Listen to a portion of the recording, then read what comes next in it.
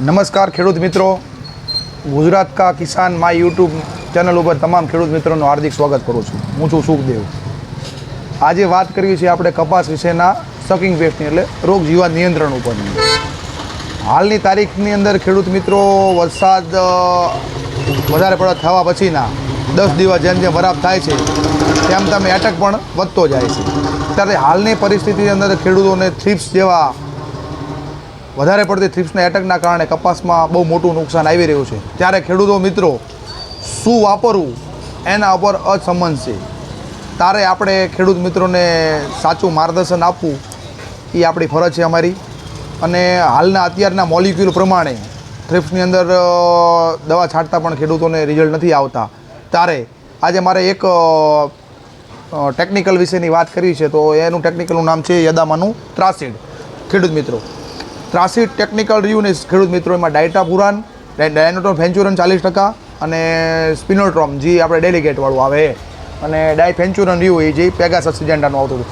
આ ખેડૂત મિત્રો એવું ટેકનિકલ છે, 2A ટેકનિકલ છે અને આના રિઝલ્ટ પણ સારા છે.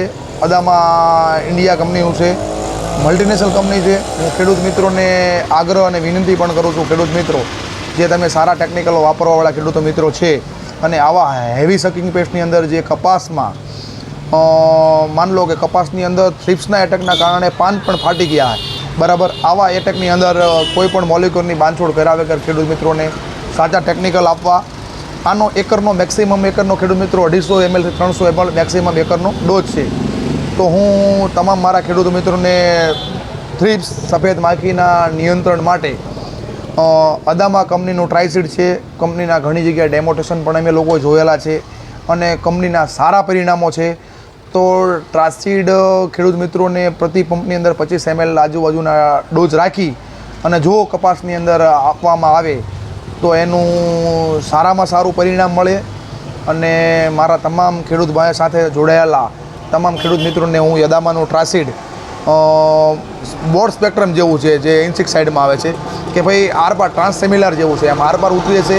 તમારે કપાસના અંદર પાનની અંદર જે અત્યારે હાલની તારીખમાં કપાસના પણ હેવી એટેક છે ખેડૂત મિત્રો. જમીનમાં ભેજ છે, હવામાનમાં પણ ગરમ અને નરમ વાદળછાયા વાતાવરણના કારણે એટેક વધારે પડતો હોય તો કોઈ પણ બીજા મોલિક્યુલની બાંધછોડ કરાવીને ખેડૂત મિત્રો સારા પરિણામ આપતી દવા એકમાત્ર એટલે કે અદામા કંપનીનું ટ્રાઇસીડ એનો ઉપયોગ આપણે કરવી. અને ખેડૂત મિત્રો અને લાંબા ગાળાનું જેને રિઝલ્ટ કહેવામાં આવે, સારી કંપનીના રિઝલ્ટ હંમેશા લાંબા ગાળાના જ હોય છે, તમે પણ જાણો છો.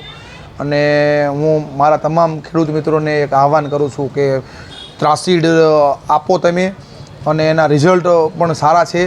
પ્રતિ પંપની અંદર ટ્રાન્સેમ્યુલર બીજી કોઈ પણ વસ્તુ એડ ન કરશો. સિલિકોન ખેડૂત મિત્રો ખાસ વિનંતી કરું છું, સિલિકોન મોંઘી દવાની અંદર સિલિકોન બેઝના સ્ટીકર ફરજિયાત વાપરવા, જેથી કરીને આપણું લાંબા ગાળાનું રિઝલ્ટ જળવાઈ રહે.